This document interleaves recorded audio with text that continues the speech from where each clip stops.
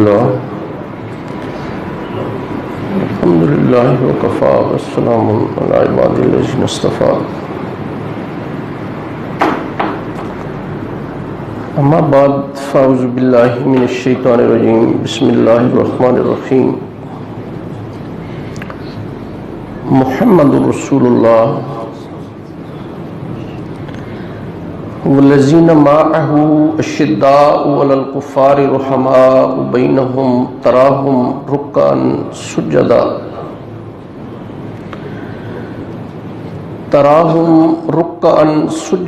یبتغون فضلا من اللہ ورضوانا سیماہم فی وجوہہم من اثر السجود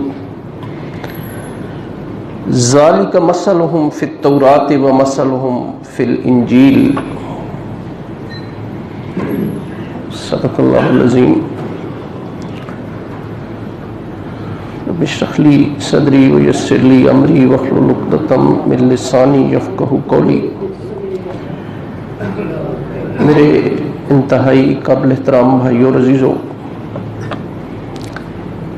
یہ آیت کریمہ 26واں پارہ ہے، سورہ الفتح ہے، اس کی ایک آیت کریمہ کا کچھ حصہ میں نے تلاوت کیا ہے۔ اللہ تبارک و تعالیٰ اس آیت کریمہ میں جو بات ارشاد فرما رہے ہیں وہ یہ ہے کہ محمد صلی اللہ علیہ وسلم اللہ کے رسول ہیں، اور وہ لوگ کہ جو نبی کریم صلی اللہ علیہ وسلم کے ساتھ ہیں۔ نبی صلی اللہ علیہ وسلم کے ساتھ کون ہے؟ آپ جانتے ہیں، آپ کے اوان و انصار ابو بکر صدیق رضی اللہ تعالیٰ عنہ، عمر فاروق رضی اللہ تعالیٰ عنہ، حضرت عثمان غنی رضی اللہ تعالیٰ عنہ اور حضرت علی رضی اللہ تعالیٰ عنہ۔ بعض ہمارے مفسرین نے اس آیت کریمہ میں چاروں جو خلفاء ہیں ان کی نشاندہی کی ہے۔ فار ایگزامپل مثال دے رہا ہوں، وہ فرماتے ہیں کہ معہو سے مراد ابو بکر صدیق ہیں رضی اللہ تعالیٰ عنہ۔ اللہ نے فرمایا کہ محمد صلی اللہ علیہ وسلم اللہ کے رسول ہیں، والذین معہو، اور جو رسول اللہ کے ساتھ ہیں۔ اور آپ جانتے ہیں کہ ابو بکر صدیق رضی اللہ تعالیٰ عنہ ہمیشہ نبی کریم صلی اللہ علیہ وسلم کے ساتھ رہے، خلوت میں، جلوت میں، دکھ میں، سکھ میں، سفر میں، حضر میں، غزوات میں، ہر موقع پہ جناب ابو بکر صدیق رضی اللہ، آپ جانتے ہیں، میں قرآن کے حوالے سے اگر مثال عرض کروں تو آپ جانتے ہیں کہ جب نبی صلی اللہ علیہ وسلم کے قتل کا منصوبہ بنا تو آپ کے ساتھ کون تھے؟ ابو بکر صدیق، معروف بات ہے، کوئی تاریخ سیرت کی کتاب اٹھا کے دیکھیں، ابو بکر صدیق رضی اللہ تعالیٰ۔ اور پھر آپ یہ بھی جانتے ہیں کہ جب غار ثور میں پہنچے تو پھر جب کفار مکہ جو ہیں وہ وہاں پہ پہنچ گئے، عین اوپر آ گئے، اور جناب رسالت مآب صلی اللہ علیہ وسلم اس وقت جو ہیں وہ نماز پڑھ رہے تھے، ابو بکر صدیق ان کی باتیں سن رہے تھے۔ وہ بالکل اس پہاڑ، اس پتھر کے اوپر کھڑے ہیں، اور اللہ تبارک و تعالیٰ کی حکمت ملاحظہ فرمائیں کہ وہ ایک مکڑی آئی، جالا بن دیا، کبوتر بھیج دیے، کبوتری نے انڈے دے دیے۔ تو اب ابی ابن خلف یا جو بھی کافر تھے اس وقت، وہ اس کھوجی کہنے لگا کہ محمد اور ابو بکر ایک قدم نہ آگے گئے نہ پیچھے گئے ہیں، اس تک پہنچے ہیں یہ جہاں پہ میں کھڑا ہوں۔ اور واقعتاً کبھی وہ ایسے جھک کے دیکھتے تو نبی کریم صلی اللہ علیہ وسلم اور ابو بکر صدیق کو پا لیتے۔ کبھی آپ جائیں تو ضرور جائیں غار ثور پہ، الحمدللہ 2 دفعہ مجھے جانے کا اتفاق ہوا ہے، وہ جگہ دیکھنے کا جہاں پہ نبی صلی اللہ علیہ وسلم، بلکہ نفل پڑھنے کا اس جگہ پہ جہاں پہ نبی صلی اللہ علیہ وسلم 3 راتیں رہے۔ تو ابو بکر صدیق رو رہے ہیں جب نبی کریم صلی اللہ علیہ وسلم نے سلام پھیرا، فرمایا ابو بکر رو کیوں رہے ہو؟ کہنے لگے یا رسول اللہ دیکھ نہیں رہے، یہ بالکل اوپر جو ہے وہ پہنچ گئے ہیں، اگر یہ نیچے ہو کے دیکھیں تو یا رسول اللہ یہ تو ہمیں پا لیں گے۔ تو جبریل علیہ السلام آ گئے اور انہوں نے کہا کہ اللہ کے رسول، اس کا ذکر کیا قرآن حکیم میں کہ لا تحزن ان اللہ معنا، بالکل غم نہ کر، اللہ تبارک و تعالیٰ ہمارے ساتھ ہے۔ تو معیت جو ہے ابو بکر صدیق رضی اللہ، وہ ہمیشہ نبی کریم صلی اللہ علیہ وسلم کے ساتھ، ہر وقت کے جلوت خلوت کے ساتھ تھیں ابو بکر صدیق، سارا کچھ اپنا لٹا دیا جناب رسالت مآب صلی اللہ علیہ وسلم۔ رسول اللہ فرمایا کرتے تھے کہ میں نے تمام لوگوں کے احسانات کا بدلہ چکا دیا ہے سوائے ابو بکر کے، مردوں میں سے ابو بکر اور عورتوں میں سے جناب خدیجہ، ان کے احسانات کا بدلہ میں نہیں چکا سکتا سوائے اللہ تبارک و تعالیٰ کے۔ تو معہو سے مراد جو ہے یہ ابو بکر صدیق ہیں رضی اللہ عنہ۔ آیت کا اگلا حصہ ہے اشداء علی الکفار، اور کفار کے لیے بڑے سخت ہیں، اور بالاتفاق ہمارے مفسرین کی رائے ہے کہ اس سے مراد حضرت عمر فاروق رضی اللہ تعالیٰ عنہ ہے، کیونکہ جن کے بارے میں نبی کریم صلی اللہ علیہ وسلم فرمایا کرتے تھے کہ عمر آ رہا ہوتا ہے تو شیطان اس کا رستہ چھوڑ دیتا ہے۔ اگر میرے بعد کوئی نبی ہوتے، لو کان بعدی نبی لکان عمر بن خطاب، تو وہ عمر بن خطاب ہوتے۔ یہ کفار کے لیے بڑی سخت تھے، بلکہ میں نے پچھلے درس میں عرض کیا تھا کہ غیر مسلم مثلا پنڈت جواہر لال نہرو کا ذکر کیا کہ معاشرے کے استحکام کے لیے اگر آپ کو آئیڈیل شخصیت ہے تو وہ عمر فاروق رضی اللہ تعالیٰ عنہ کا زمانہ ہے۔ ماؤنٹ گرے کہتا ہے کہ ایک عمر اور ہو جاتا یا 10 سال عمر کو اگر اور مل جاتے، قیامت تک جو ہے یہ کفر ڈھونڈے سے بھی نہ ملتا۔ محمد کے پیروکاروں نے، نیپولین بوناپارٹ کہتا ہے محمد کے پیروکاروں نے، ابو بکر اور عمر نے دنیا میں 15 سالوں میں وہ غلغلہ برپا کر دیا جو عیسیٰ اور موسیٰ کے پیروکار 1500 سالوں میں بھی نہیں کر سکے۔ تو اشداء علی الکفار جو ہیں وہ حضرت عمر فاروق رضی اللہ تعالیٰ عنہ، رحماء بینہم جو ہے اس سے مراد حضرت عثمان غنی رضی اللہ تعالیٰ عنہ بڑے نرم مزاج تھے، بڑے غنی تھے، بڑے نرم مزاج تھے۔ 1000 اونٹوں پہ لدا ہوا غلہ ایک دن میں اللہ کی راہ میں سارا کا سارا تقسیم کر دیا۔ وہ مدینہ اور مدینہ کے تجار آئے کہ جناب آپ مہربانی کریں، غلہ نہیں مل رہا، آپ ہمیں جو ہے وہ غلہ دے دیں۔ کہنے لگے یار بیچ چکا ہوں میں۔ کہنے لگے کہ نہیں مہربانی کریں، آپ جتنا مرضی ہے پروفٹ لے لیں، منافع لے لیں، آپ غلہ میں۔ کہنے لگے یار میں بیچ چکا ہوں۔ کہنے لگے جتنا مرضی ہے منافع لے لیں۔ کہنے لگے خدا کی قسم آپ سوچ بھی نہیں سکتے جتنا منافع میں نے لیا ہے۔ اچھا یہ بتائیں بیچا کس کے ہاتھ ہے؟ کہنے لگے اللہ کے ہاتھ بیچتی ہے، اللہ کے ہاتھ بیچتا ہے، اور جتنا پروفٹ میرے اللہ نے مجھے دیا آپ سوچ بھی نہیں سکتے۔ اور یہ قرآن میں ہے مثل الذین ينفقون اموالهم فی سبیل اللہ کمثل حبۃ انبتت سبع سنابل فی کل سنبلۃ مئۃ حبۃ واللہ یضاعف لمن یشاء واللہ واسع علیم۔ اللہ فرماتے ہیں میں کتنا پروفٹ دیتا ہوں، مثال دی ہے آپ نے کہ جیسے 1 روپیہ دیں نا، فار ایگزامپل 1 روپیہ دیں، 1 درم دیں، دینار دیں، کوئی آپ 1 ڈالر دے دیں، ین دے دیں، مارک دیں، کوئی چیز آپ 1 روپیہ دے دیں، مثال دی اللہ پاک نے۔ اس کی مثال ایک دانے کی مثال ہے، دانہ جو دانہ زمین میں بوتے ہیں اس میں سے کونپل نکلتی ہے، اور کونپل جو ہے وہ پودا بنتی ہے، اس پہ بالی سٹے لگتے ہیں۔ اللہ پاک فرماتے ہیں کہ ایک میرے رستے میں دیں گے، 700 میں اس وقت آپ کو دوں گا جب آپ محتاج ہوں گے، لوٹا دوں گا آپ کو، واپس لوٹا دوں گا۔ آج ہم جب مرتے ہیں تو دنیا کے بینکوں میں تو لاکھوں کروڑوں ہیں، اللہ کے بینک میں ہماری پھوٹی کو اللہ فرماتے ہیں میرے ساتھ بھی کبھی میرے بینک میں بھی پیسہ انویسٹ کر کے دیکھو نا کبھی۔ تو اس سے مراد جو ہے رحماء بینہم، ہمارے مفسرین نے کیسے حضرت عثمان رضی اللہ تعالیٰ ہر جمعے کو ایک غلام آزاد کر، ہر جمعے کو ایک غلام آزاد کر رہے ہیں حضرت عثمان رضی اللہ تعالیٰ۔ بلکہ دلچسپ بات ہے، نبی کریم صلی اللہ علیہ وسلم کی دعوت کی، نبی صلی اللہ علیہ وسلم تشریف لا رہے ہیں، پیچھے ہو کے نا قدم گن رہے ہیں نبی کریم صلی اللہ علیہ وسلم، حضرت عثمان رضی اللہ تعالیٰ۔ تو پوچھا کہ عثمان کیا کر رہے ہو؟ کہنے لگے یا رسول اللہ میں آپ کے قدم گن رہا ہوں۔ فرمایا کیوں؟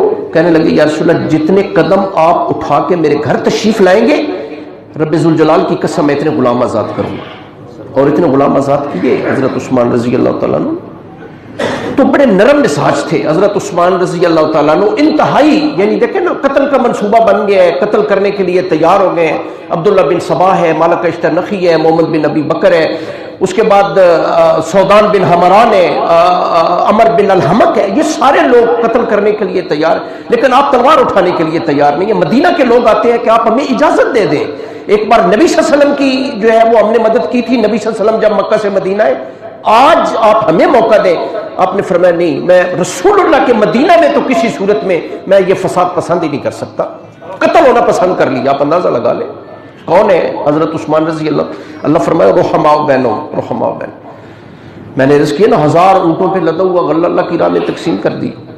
مسجد نبی کی تعمیر ہوئی، یقین 25,000 درہم دے دیے۔ میرے رومہ خریدا، کس نے خریدا؟ حضرت عثمان غنی رضی اللہ۔ غزوہ تبوک کا موقع آیا، رسول اللہ نے چندے کی اپیل کر دی، یا رسول اللہ میں 100 اونٹ میری طرف سے، پھر رسول اللہ نے چندے، یا رسول اللہ 100 اونٹ اور میری طرف سے، 1000 اونٹ 700 گھوڑے، 1000 اونٹ 700 گھوڑے اور 1000 دینار اللہ کی راہ میں جو ہے وہ دے دی۔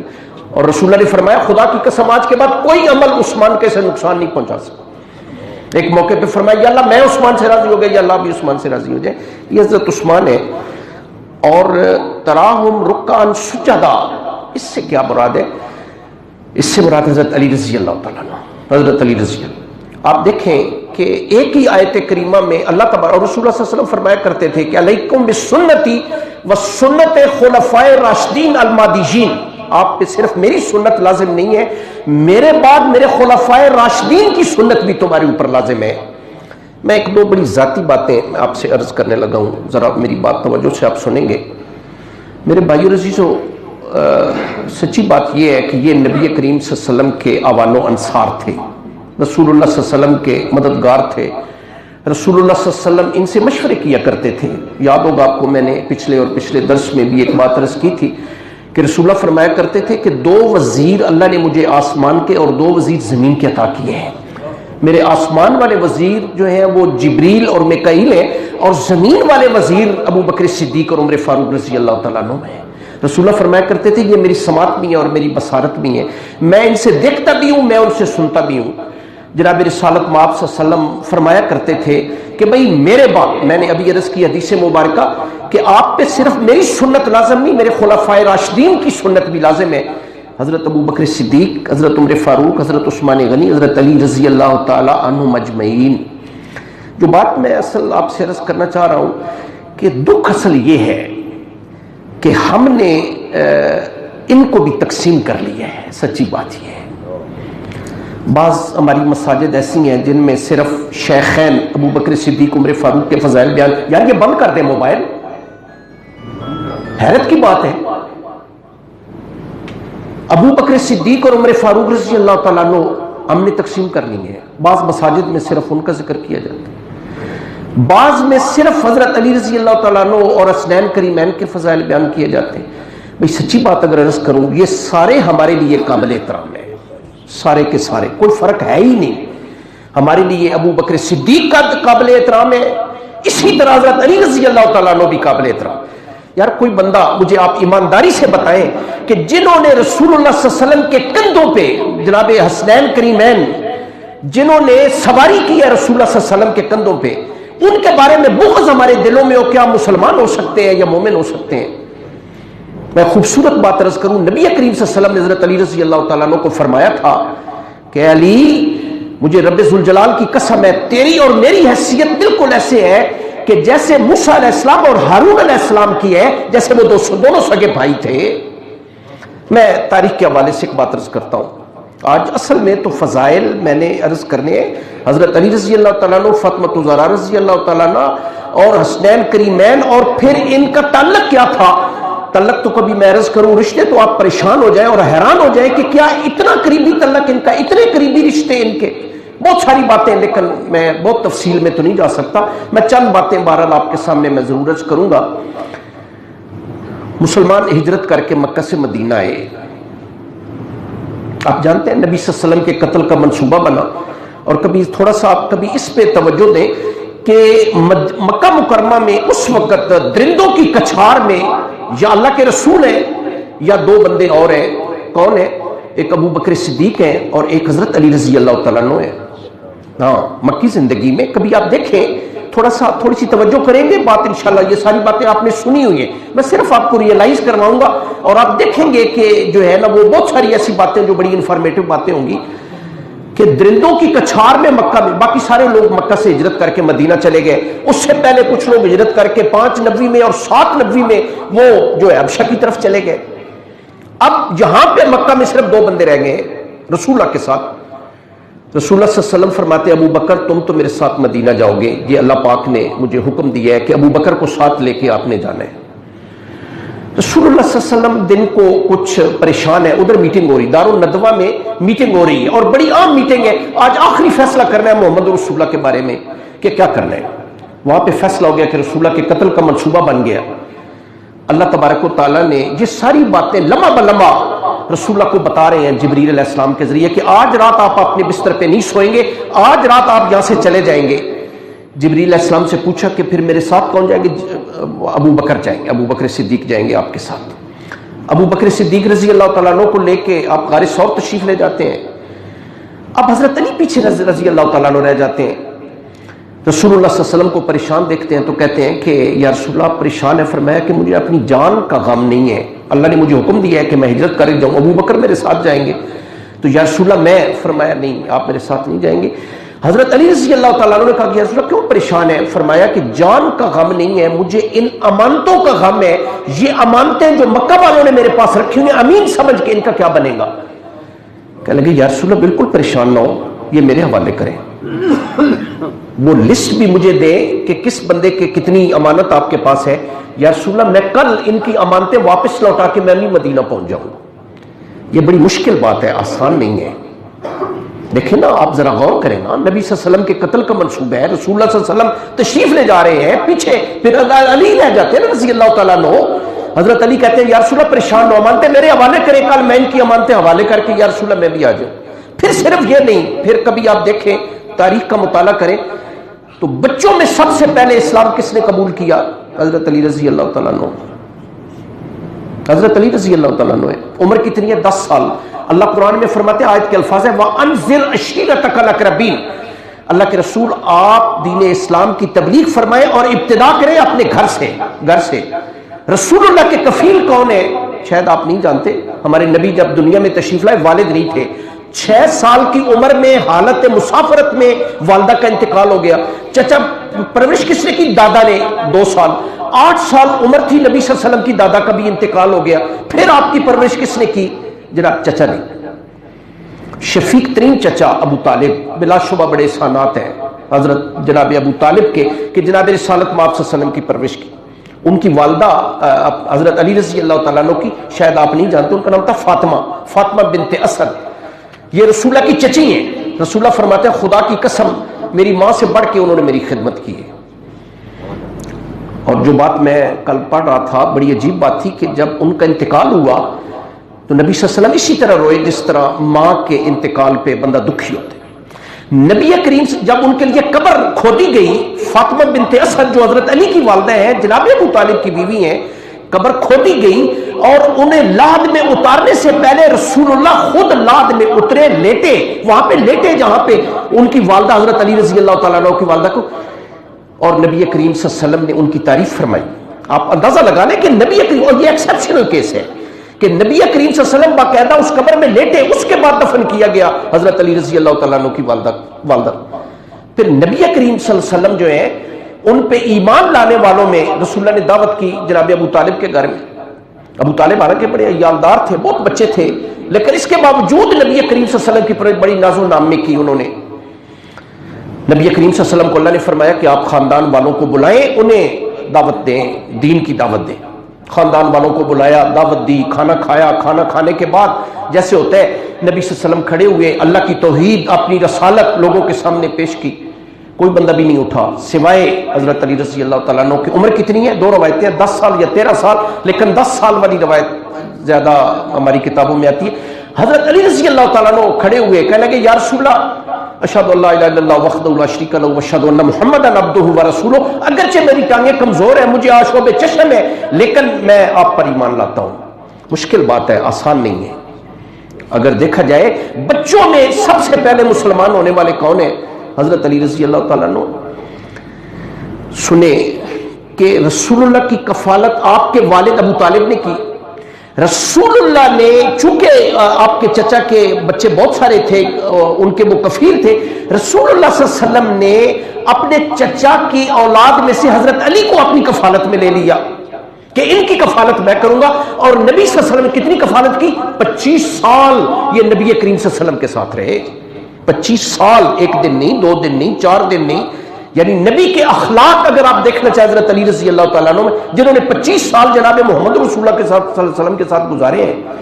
سنیں نبی صلی اللہ علیہ وسلم نے ایک موقع پہ ارشاد فرمایا، سنیں کہ علی میری محبت اور تیرا بغض ایک مومن کے دل میں کبھی اکٹھا نہیں ہو سکتا۔ ایک بندہ مومن بھی ہو کہ رسول اللہ سے بڑی محبت ہے، حضرت علی رضی اللہ تعالیٰ عنہ سے میں محبت نہیں کر سکتا، ایک مومن کے دل میں یہ دونوں بغض بھی اور محبت بھی کبھی اکٹھے نہیں ہو سکتے۔ شان دیکھ رہے حضرت علی رضی اللہ تعالیٰ عنہ کی، دیکھیں نا جو باتیں سچی ہیں ہمیں وہ کرنی چاہیے نا۔ ان آپس میں ان کا کتنا گہرا تعلق تھا وہ بھی میں آپ کے سامنے عرض کرتا ہوں۔ حضرت علی رضی اللہ تعالیٰ عنہ ایک دن، دلچسپ بات ہے میں آپ کو، حضرت ان کا نام علی تھا، ان کا نام جو ہے ان کے والد نے علی رکھا، ان کی والدہ نے ان کا نام حیدر رکھا۔ حیدر آپ کہتے ہیں نا حیدر کرار، حیدر ان کی والدہ نے نام۔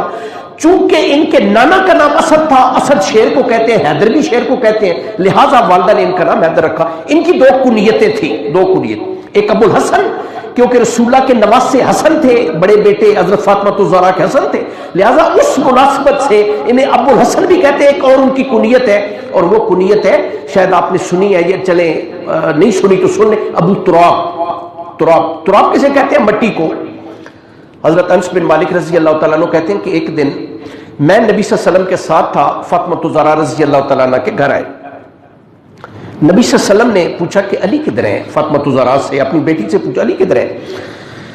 یا رسول اللہ کچھ ناراض ہوئے ہیں، بس ایسی تھوڑی سی تلخی کی ہے، تو وہ کہیں باہر نکل گئے، مجھے تو بتایا نہیں کدھر گئے۔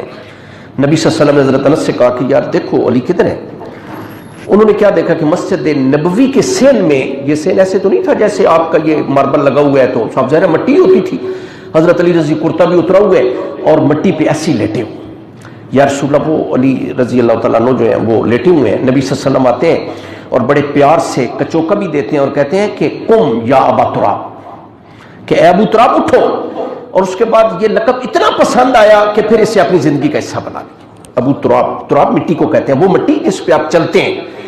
ابو الحسن، چونکہ حسن جو ہے وہ آپ کے بیٹے تھے، اس مناسبت سے انہیں ابو الحسن کہتے ہیں۔ تو بات جو میں عرض کر رہا تھا کہ مکہ سے مسلمان ہجرت کر کے مدینہ آئے، حضرت انس بن مالک کے گھر میں، حضرت انس بن مالک رسول اللہ کے خادم خاص تھے۔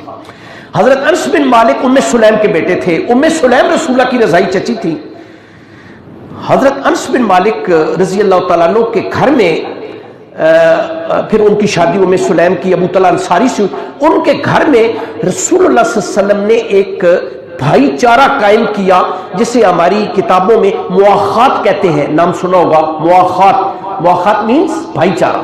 نبی کریم صلی اللہ علیہ وسلم نے یہاں پہ مہاجرین اور انصار کے درمیان ایک بھائی چارہ، بڑی دلچسپ بات ہے، سننے والی ہے، بھائی چارہ قائم کیا نبی صلی اللہ علیہ وسلم نے۔ کیا کیا آپ نے؟ ادھر مہاجرین کو بٹھا دیا، ادھر انصار بٹھا دیا۔ میرے بزرگ بھائی آپ بیٹھے ہیں، مثلا دائیں طرف بیٹھے ہیں، بائیں طرف بیٹھے ہیں، ادھر مہاجرین بیٹھے، ادھر انصار بیٹھے ہیں۔ نبی کریم صلی اللہ علیہ وسلم نے ان کے درمیان ایک بھائی چارہ قائم کیا۔ یہ بڑی ضرورت تھی کیونکہ تمام مہاجر جو چھوڑ کے آئے تھے، مکہ سے ہجرت کر کے آئے تھے، بھائی اپنے بیوی بچے کاروبار سارا کچھ چھوڑ چھاڑ کے آئے تھے۔ صاحب ظاہر رہائش کی ضرورت تھی، کاروبار کی ضرورت تھی، کاروبار تھا نہیں۔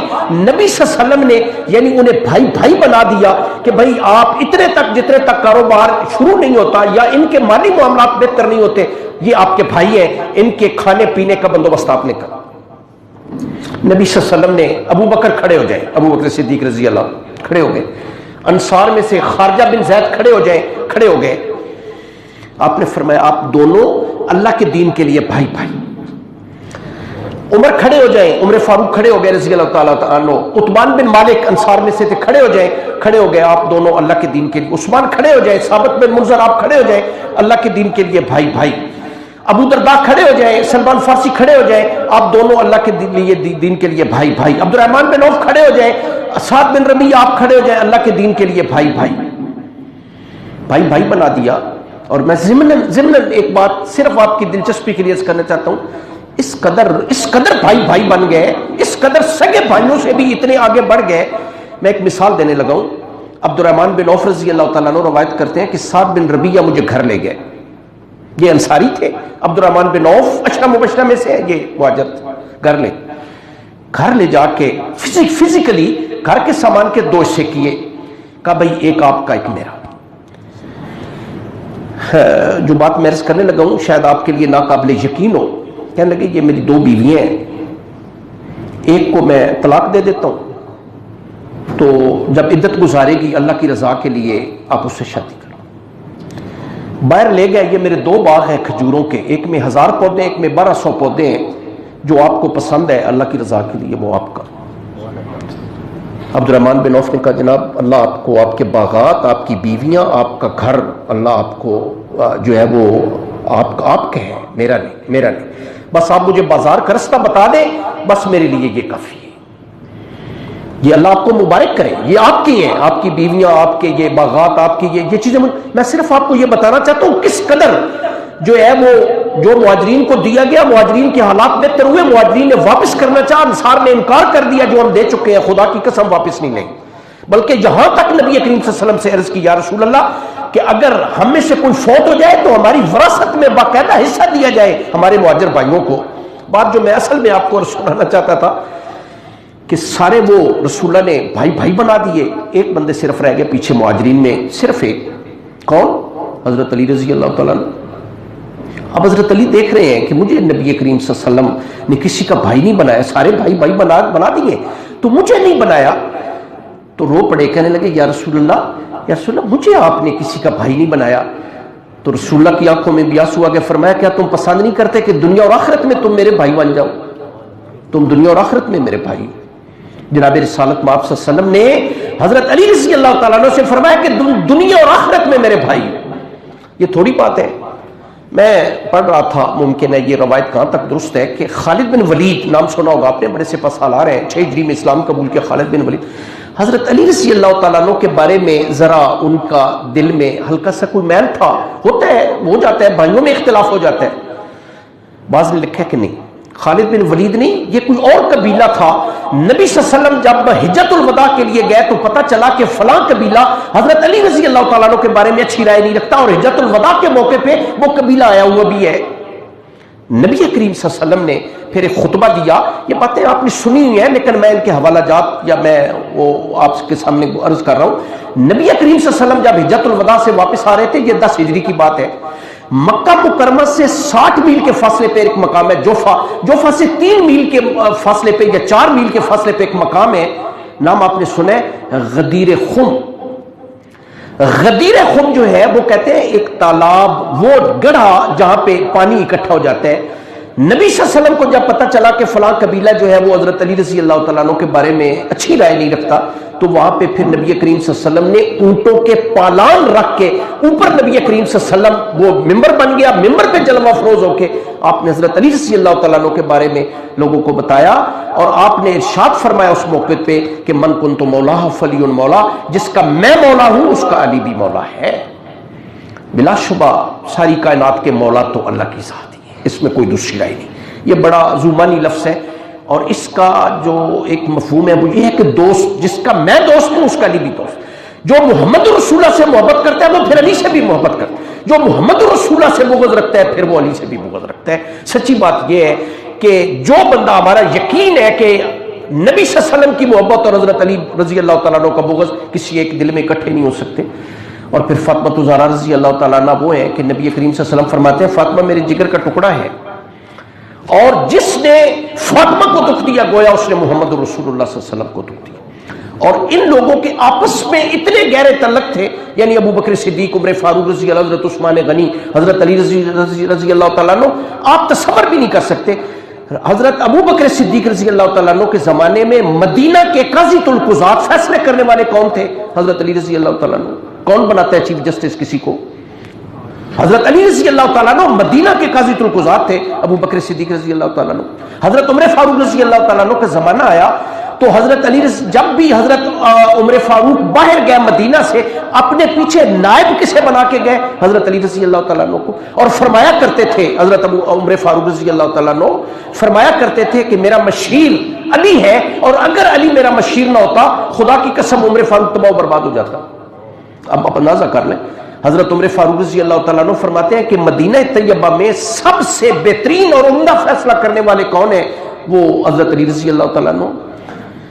مدینہ طیبہ کی فقیہ جو ہے وہ حضرت صدیقہ عائشہ رضی اللہ تعالیٰ عنہ تھی. ایک بندہ آیا, کہنے لگا جی یہ ایک مسافر ہو موضوع پہ کتنے دن تک مسح کر سکتا ہے؟ انہوں نے کہا حضرت علی رضی اللہ تعالیٰ عنہ سے پوچھا, کیونکہ علی جو ہے وہ رسول اللہ کے ساتھ ہوتے ہیں. انہوں نے ذکر نہیں کیا کہ حضرت عمر کے پاس جائے, حضرت عثمان کے پاس جائے, یا حضرت طلحہ کے پاس جائے, حضرت زبیر کے پاس جائے. مدینہ کے سب سے بڑے فقیہ جو ہیں وہ حضرت علی رضی اللہ تعالیٰ عنہ ہی تھے. حضرت عبداللہ بن مسعود رضی اللہ تعالیٰ عنہ فرمایا کرتے تھے کہ جو فیصلہ علی ایک بار فرما دے خدا کی قسم اس پہ دوبارہ نظر ثانی نہیں ہو سکتی. ملک شام میں, یعنی شام گورنر صوبہ تھا, گورنر کون تھے؟ امیر معاویہ رضی اللہ تعالیٰ عنہ. جب کوئی بڑا اہم فیصلہ ہوتا تھا حضرت علی رضی اللہ تعالیٰ عنہ کے پاس مدینہ بھیجا کرتے تھے. کون؟ حضرت امیر معاویہ رضی اللہ تعالیٰ عنہ. جو فیصلہ علی فرما دیتے تھے پھر اس فیصلے کو جاری کر دیتے تھے حضرت امیر معاویہ رضی اللہ تعالیٰ عنہ. ان کی آپس میں اتنی گہری محبت تھی. میں ایک دو واقعات میں مثال کے طور پہ تاریخ کے حوالے سے میں عرض کرتا ہوں. حضرت عمر فاروق رضی اللہ تعالیٰ عنہ کا زمانہ تھا، آپ امیر المومنین تھے، آپ نے بلا بھیجا حضرت حسین رضی اللہ تعالیٰ عنہ کو بلا بھیجا۔ حضرت امام حسین رضی اللہ تعالیٰ عنہ تشریف لائے، جب تشریف لائے تو دروازے پہ حضرت عبداللہ بن عمر کھڑے تھے، حضرت عمر فاروق کے بیٹے، وہ کھڑے تھے دروازے۔ تو حضرت امام حسین نے فرمایا کہ مجھے آپ کے والد نے بلا بھیجا ہے، امیر المومنین عمر فاروق رضی اللہ تعالیٰ عنہ نے۔ تو انہوں نے کہا کہ حسین اصل میں امیر شام آئے ہیں، امیر معاویہ، تو وہ کسی اہم مسئلے پہ اندر ڈسکس کر رہے ہیں، تو تھوڑی دیر بعد اگر آپ انتظار فرما لیں تو وہ تھوڑی دیر بعد مل لیں۔ حضرت امام حسین واپس چلے گئے۔ اس دن یا اگلے دن ملاقات ہوئی مسجد نبوی میں، تو حضرت عمر فاروق رضی اللہ تعالیٰ عنہ نے پوچھ لیا کہ حسین آپ آئے نہیں، میں نے آپ کو بلا بھیجا تھا۔ یہ اصابہ فی تمیز صحابہ کی روایت ہے جو میں آپ سے عرض کر رہا ہوں۔ تو حضرت امام حسین نے فرمایا کہ میں آیا تھا تو امیر شام گفتگو کر رہے تھے، تو عبداللہ بن عمر باہر کھڑے تھے، تو انہوں نے کہا کہ ابا جان ابھی جو ہے مصروف ہے، میں واپس چلا آیا۔ تاریخ میں آتا ہے کہ رو پڑے حضرت عمر فاروق رضی اللہ تعالیٰ عنہ، کہنے لگے کہ یہ عزت جو اللہ نے ہمیں دی ہے یہ آپ کے خاندان کی وجہ سے ملی ہے۔ یہ عمر فاروق رضی اللہ تعالیٰ عنہ کے الفاظ ہے، یہ عزت جو اللہ نے ہمیں دی ہے یہ آپ کے خاندان کی وجہ سے ہمیں ملی ہے۔ آپ کے لیے تو کوئی کسی دربان کی ضرورت نہیں تھی، آپ کو چاہیے تھا کہ آپ اندر تشریف لے آتے۔ مدائن فتح ہوا، مدائن یہ دارالحکومت تھا ایران کا دارالحکومت تھا مدائن فتح ہوا، مال غنیمت آیا مدینہ میں، اس کی تقسیم ہوئی، لمبی بات ہے مختصراً یہ تقسیم ہوئی۔ حضرت حسن آئے رضی اللہ تعالیٰ عنہ، 1000 درہم دیا حضرت عمر فاروق رضی اللہ تعالیٰ عنہ نے، 1000 درہم۔ حضرت حسین آئے رضی اللہ تعالیٰ عنہ، 1000 درہم دیا۔ عبداللہ بن عمر آئے، ان کے بیٹے، امیر المومنین عمر کے بیٹے آئے، انہوں نے 500 درہم دیے، چین بچین ہوئے۔ طبیعت میں ذرا انکباس پیدا ہوا، کہا کہ امیر المومنین حسنین ابھی بچے تھے، حضرت حسن اور حسین یہ بچے تھے ابھی، کہ میں نے رسول اللہ کے ساتھ غزوات میں بھی حصہ لیا ہے، آپ نے انہیں 1000 درہم دیا ہے دونوں بھائیوں کو، تو مجھے آپ 500 درہم دے رہے ہیں۔ آپ یقین کریں جو بات میں عرض کرنے لگا ہوں کہ فرمایا امیر المومنین عمر فاروق رضی اللہ تعالیٰ عنہ نے کہ وہ حسن اور حسین ہیں، خدا کی قسم وہ تم سے بہتر ہیں۔ نبی کریم صلی اللہ علیہ وسلم کے کندھوں پہ سواری کی ہے انہوں نے، بلکہ اگر دلچسپ بات عرض کروں تو ایک صحابی نے دیکھا کہ ایک بھائی ایک کندھے پہ، دوسرا بھائی دوسرے کندھے پہ رسول اللہ کے کندھوں پہ سوار ہے، تو اس نے کہا کتنی اچھی سواری ہے، تو رسول اللہ نے فرمایا خدا کی قسم سوار بھی بہت اچھے ہیں۔ اندازہ لگائیں نا آپ، سوار بھی بہت اچھے ہیں۔ ابو بکر صدیق رضی اللہ تعالیٰ عنہ عصر کی نماز پڑھا کے باہر نکلے، حسن کو دیکھا رضی اللہ تعالیٰ عنہ کو، چوما، انہیں کندھے پہ بٹھایا اور کہا کہ یہ جب میں دیکھتا ہوں تو مجھے نبی صلی اللہ علیہ وسلم یاد آ جاتے ہیں۔ اور چھیڑنے کے لیے حضرت علی رضی اللہ تعالیٰ عنہ کو کہتے ہیں شکر ہے نانا پہ گیا ہے، اپنے باپ پہ نہیں گیا، یعنی یہ ایک محبت کا ایک انداز ہے۔ حضرت حسین رضی اللہ تعالیٰ عنہ کو اسی طرح چوم کے کندھے پہ بٹھا لیتے تھے، اور روایت میں آتا ہے کہ سر سے لے کر سینے تک حضرت حسن رسول اللہ سے مشابہ تھے، اور سینے سے لے کر پاؤں تک جناب حضرت حسین رضی اللہ تعالیٰ عنہ جناب محمد رسول اللہ سے مشابہ تھے، اور بے پناہ محبت کرتے تھے۔ نبی کریم صلی اللہ علیہ وسلم ان دونوں کو چوما بھی کرتے تھے، سونگا بھی کرتے تھے۔ کسی نے کہا سمجھ نہیں آئی، چومنے کی تو سمجھ تو آتی ہے، سونگنے کی سمجھ نہیں آتی ہے۔ رسول اللہ فرمایا کرتے تھے کہ خدا کی قسم جنت کے پھولوں کی خوشبو آتی ہے مجھے اپنے ان دونوں نواسوں سے۔ بات میں عرض کر رہا تھا کہ حضرت عمر فاروق رضی اللہ تعالیٰ نے فرمایا کہ حسن اور حسین یہ نبی کریم صلی اللہ علیہ وسلم کے نواسے ہیں، اور نبی کریم صلی اللہ علیہ وسلم اتنی محبت فرمایا کرتے تھے ان سے، وہ تم سے افضل ہیں۔ پھر ان کا والد علی ہے، وہ تمہارے باپ سے افضل ہے۔ ان کی ماں فاطمہ الزہرا ہے، وہ جنت کی عورتوں کی سردار ہے، تمہاری ماں عاتقہ سے افضل ہے۔ ان کے نانا محمد رسول اللہ ہے، وہ تمہارے نانا سے افضل ہے۔ کوئی ان جیسا نسب ہے تو لے آؤ، میں تمہیں بھی 1000 درہم دے دیتا ہوں۔ تو میرے بھائیو عزیزو، یہ سارے لوگ اس قدر قریبی تھے آپ تصور نہیں کر سکتے۔ آپ لوگوں کے لیے شاید ایک نئی بات ہو، میں عرض کرتا ہوں۔ عمر فاروق رضی اللہ تعالیٰ عنہ حضرت علی رضی اللہ تعالیٰ عنہ سے عرض کرتے ہیں، امیر المومنین ہے کہ میں چاہتا ہوں میں بھی آپ کے خاندان کا ایک فرد بن جاؤں. آپ کے لیے بعض میرے بھائی جو ہیں ان کے لیے ناقابل یقین بات, آپ اپنی بیٹی کا رشتہ مجھے دے دیں. حضرت عمر فاروق رضی اللہ تعالیٰ عنہ, حضرت علی رضی اللہ تعالیٰ عنہ فاطمہ الزہرا کی بیٹی ام کلثوم 17 ہجری میں زیقات کے مہینے میں 40,000 درہم مہر مقرر ہوا. حضرت عمر فاروق رضی اللہ تعالیٰ عنہ نے شادی کی اور داماد بنے حضرت علی رضی اللہ تعالیٰ عنہ کے, اس لیے کہ میرا خاندان اس خاندان میں میرا شمار ہو.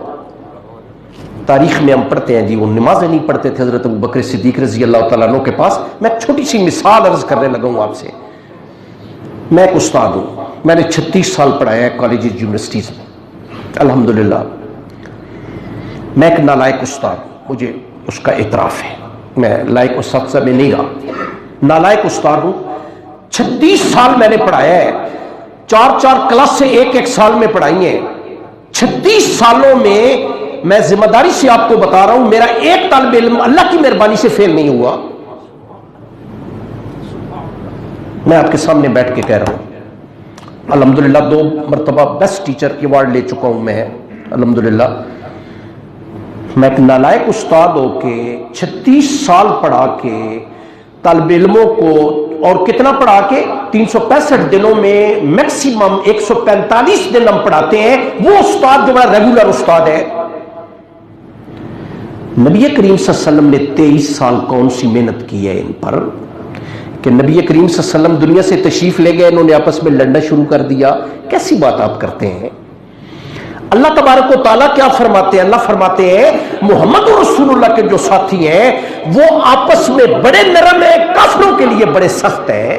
یہ کردار اللہ پاک نے قرآن میں ان کا پیش کیا ہے. تو ہم یہ سمجھیں گے کہ اصحاب کا نجوم رسول اللہ کے سارے صحابہ بالخصوص خلفائے راشدین کہ یہ ہمارے لیے ستارے ہیں. نبی کریم صلی اللہ علیہ وسلم کا ایک موقع پہ آپ نے ارشاد فرمایا, نبی کریم صلی اللہ علیہ وسلم فرماتے ہیں کہ میرے اہل بیت. اچھا اہل بیت کون ہے یہ بھی ذرا ذہن میں رکھیں.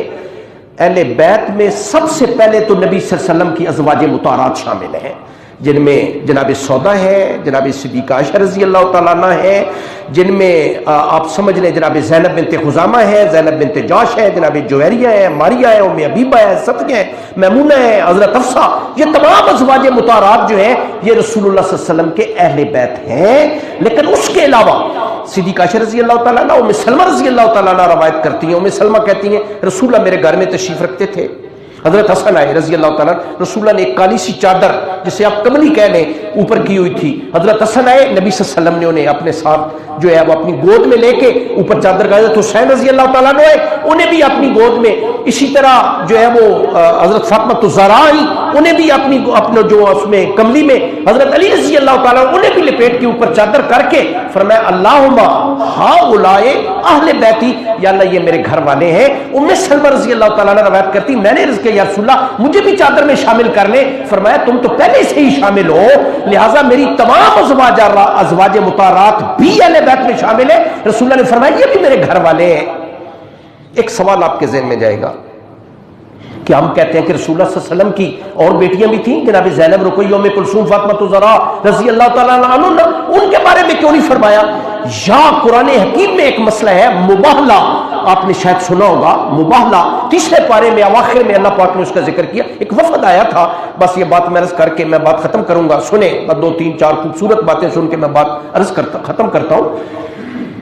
ایک وفد آیا, یہ بنو نجران کا وفد تھا, عیسائیوں کا وفد تھا. مدینہ میں تقریباً 1 مہینہ رہے. یہ 60 بندوں پر مشتمل تھا, اور انہیں جو ہیڈ کر رہے تھے ان کا نام عبد المسیح علاقب تھا, اور ابو حارثہ بن القمہ یہ ان کے مذہبی امور کے جو ہیں وزیر تھے. یہ تقریباً 1 مہینہ رہے مدینہ طیبہ میں, اور انہوں نے نبی کریم صلی اللہ علیہ وسلم سے بڑی لمبی چوڑی گفتگو کی الوہیت مسیح پہ کہ حضرت عیسیٰ علیہ السلام اللہ کے بیٹے ہیں. اللہ نے کم از کم 90 یا 95 آیتیں سورہ آل عمران کی اس موقع پہ نازل کی جب وہ وفد آیا. لیکن یہ وفد مانا نہیں, انہوں نے بات نہیں مانی. نبی صلی اللہ علیہ وسلم کی بات انہوں نے نہیں مانی, عقلی دلائل بھی نہیں مانے, نقلی دلائل بھی نہیں مانے, جو اللہ نے آیتیں نازل فرمائی وہ بھی نہیں تسلیم کی. اب صاف ظاہر ہے جو بندہ قرآن کو بھی تسلیم نہ کرے, عقلی نقلی دلائل بھی تسلیم نہ کرے, ایک صورت رہ جاتی ہے, اسے کہتے ہیں مباہلہ. مناظرے سے کام نہیں ہوا، دلائل سے کام نہیں ہوا، مبالہ مینس کہ زاری کرنا کہ ٹھیک ہے پھر آپ ایسے کر لیتے ہیں. اللہ نے اس کا ذکر کیا فَقُلْ تَعَالَوْا نَدْعُ أَبْنَاءَنَا وَأَبْنَاءَكُمْ وَنِسَاءَنَا وَنِسَاءَكُمْ وَأَنفُسَنَا وَأَنفُسَكُمْ ثُمَّ نَبْتَهِلْ فَنَجْعَلْ لَعْنَتَ اللَّهِ عَلَى الْكَاذِبِينَ. چلتے ہیں، یہ سامنے میدان ہے، یہ آپ بھی آ جائیں ہم بھی آ جاتے ہیں، آپ بھی آ جائیں ہم بھی آ جاتے ہیں. بیٹوں کو بلا لیں، اپنی بیٹیوں کو بلا لیں، عورتوں کو بلا لیں، ہم اپنی عورتوں کو بلا لیں. اللہ کے حضور آ کر زاری کرتے ہیں یا اللہ جو غلط ہے اسے تباہ و برباد کر. It means mobile. اللہ پاک نے قرآن حکیم میں 30 پارے میں اس کا ذکر کیا ہے. وہ مانے نہیں، مہینہ رہے، دلائل اللہ پاک نے جو قرآن نازل کیا وہ بھی نہیں مانا، نبی صلی اللہ علیہ وسلم کے دلائل بھی نہیں مانے. نبی صلی اللہ علیہ وسلم نے فرمایا آخری صورت ہے آپ ہمارے ساتھ مبالغہ کر لیں. اور کہا جی ٹھیک ہے، وقت طے ہو گیا. اب آپ جو بھی تفاسیر پڑھیں گے آپ دیکھیں گے کہ نبی کریم صلی اللہ علیہ وسلم آپ نے اٹھایا ہوا ہے دونوں بچوں کو، جناب حسن کو بھی، جناب حسین رضی اللہ تعالیٰ عنہ، پیچھے فاطمہ الزہرا ہے، پیچھے حضرت علی رضی اللہ تعالیٰ عنہ، اور آپ تشریف لے جا رہے ہیں. اب وہ وفد دیکھ رہے ہیں نبی کریم صلی اللہ علیہ وسلم کے گھر والوں کو جاتے ہوئے دیکھ رہے ہیں. یہاں پہ پھر ایک سوال پیدا ہوتا ہے کہ نبی صلی اللہ علیہ وسلم اپنی ان بیٹیوں کو کیوں نہیں ساتھ لیا؟ وہ بھی تو آپ کی زینب، رقیہ، ام کلثوم، یہ فاطمہ الزہرا ہے رضی اللہ تعالیٰ عنہ. سن لیں تو آپ کو پتہ ہونا چاہیے یہ تینوں بیٹیاں انتقال کر چکی تھیں. ان تینوں بیٹیوں کا انتقال ہو گیا، یہ تھی نہیں، اس لیے نبی کریم صلی اللہ علیہ وسلم نے فاطمہ الزہرا اور ان کی اولاد کو ساتھ لیا. تو نبی کریم صلی اللہ علیہ وسلم جو ہے وہ جا رہے ہیں. اب میں بات کی تکمیل کر دوں کہ کیا ہوا پھر اس کا. یہ جا رہے ہیں، اب انہوں نے دیکھا جب ان کو حضرت رسول اللہ صلی اللہ علیہ وسلم، حضرت علی، فاطمہ الزہرا اور حسنین کریمین کو جب دیکھا تو لوگوں نے پوچھا ابو حفصہ بن القمہ اور عبد المسیح العاقب سے آپ مبالغہ کریں گے؟ انہوں نے کہا خدا کی قسم بالکل نہیں کریں گے. یہ کیوں؟ کہتے ہیں ان کے چہرے آپ نہیں دیکھ رہے کس قدر سورج سے بھی زیادہ روشن چہرے ہیں ان کے. ہمارا یقین ہے کہ اگر ہمارے لیے بد دعا کر دیں گے ہم اسی وقت مر جائیں گے. آپ دیکھ نہیں رہے، وہ ان کے چہرے نہیں دیکھ رہے کہ وہ کس قدر روشن چہرے ہیں. رسول اللہ نے پھر اس موقع پہ فرمایا کہ اگر یہ مبالغہ کر لیتے میرے ساتھ اللہ ان کی شکلیں بدل دیتے، سور اور خنزیر بنا دیتے اللہ تبارک و تعالیٰ انہیں، اور اللہ تبارک و تعالیٰ ان کے جو ان کی فصلیں اور ان کے درخت ہیں وہ جل جاتے اور قیامت تک وہاں پہ کوئی فصل پیدا نہ ہو سکتی. نبی کریم صلی اللہ علیہ وسلم نے ارشاد فرمایا. تو میرے بھائی عزیزو، کہنے کا مقصد یہ ہے کہ یہ وہ لوگ ہیں، سچی بات یہ ہے کہ جن کا آپس میں بڑی محبت، بڑا پیار. حضرت حسن، حضرت حسین رضی اللہ تعالیٰ عنہ ایک دن جو ہے وہ جنازہ پڑھ کے تشریف لے آئے. تو حضرت ابو ہریرہ رضی اللہ تعالیٰ عنہ کثیر روایات صحابہ میں سے ہیں، وہ دیکھتے ہیں کہ حضرت حسین کو تھک گئے ہیں اور آپ کے پاؤں مبارک جو ان پہ مٹی گرد پڑی ہوئی ہے. تو حضرت ابو ہریرہ رضی اللہ تعالیٰ عنہ یہ امت کے پہلے بڑے محدث ہیں، رسول اللہ صلی اللہ علیہ وسلم کی روایات کو کثیر روایات صحابہ میں سے ہیں. حضرت ابو ہریرہ یہ اصحاب صفہ میں سے ہیں، ہر وقت خلوت جلوت میں جناب محمد رسول اللہ صلی اللہ علیہ وسلم کے ساتھ رہے ہیں. یہ آتے ہیں اور آ کے قدموں میں بیٹھ کے اپنا امامہ اتار کے پاؤں صاف کرنا شروع کر دیتے ہیں حضرت امام حسین رضی اللہ تعالیٰ عنہ کے. تو وہ کہتے ہیں کہ چچا یہ کیا کر رہے ہیں؟ آپ اس امت کے محدث ہیں، میرے نانا کے ساتھی ہیں، میرے والد کے دوست ہیں، آپ یہ کیا کر رہے ہیں؟ روایت میں آتا ہے کہ آنکھوں میں آنسو آ گیا ابو ہریرہ رضی اللہ تعالیٰ عنہ. کہتے ہیں میرے بیٹے میں جانتا ہوں آپ بچے تھے، رسول اللہ کی گود میں ہوتے تھے، رسول اللہ صلی اللہ علیہ وسلم جب آپ کو پیار کرتے تھے دعا مانگا کرتے تھے، یا اللہ میں اس بچے سے محبت کرتا ہوں، یا اللہ آپ بھی اس بچے سے محبت کریں، یا اللہ جو اس سے محبت کرے یا اللہ آپ اس سے راضی ہو جائیں، آپ اس سے راضی ہو جائیں.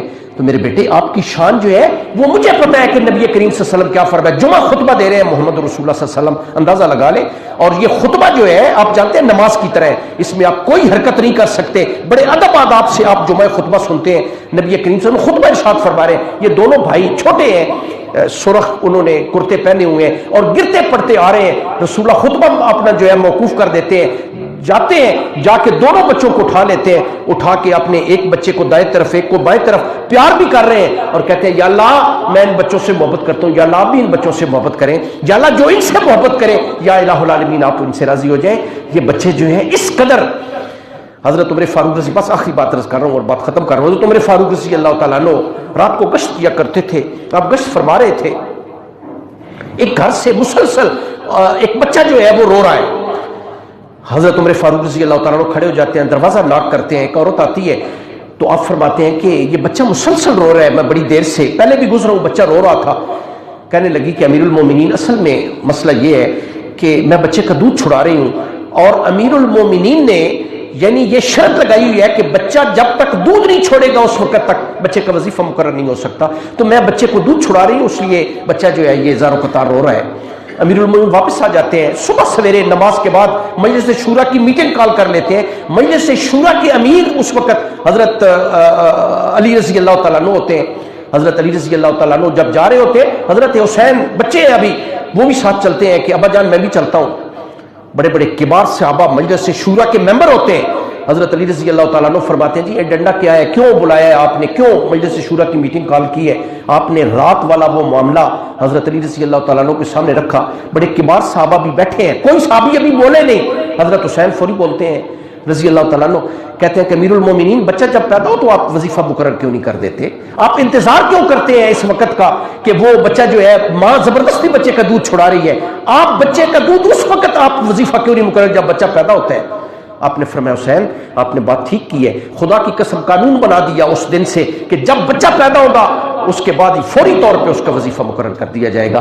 باتیں بہت ہیں، ٹائم بہت ہو گیا ہے. اللہ تعالیٰ آپ کا بیٹھنا قبول فرمائے. اللہ تعالیٰ ہمیں جو گزارشات کی گئی عمل کی توفیق نصیب فرمائے. وآخر دعوانا الحمدللہ.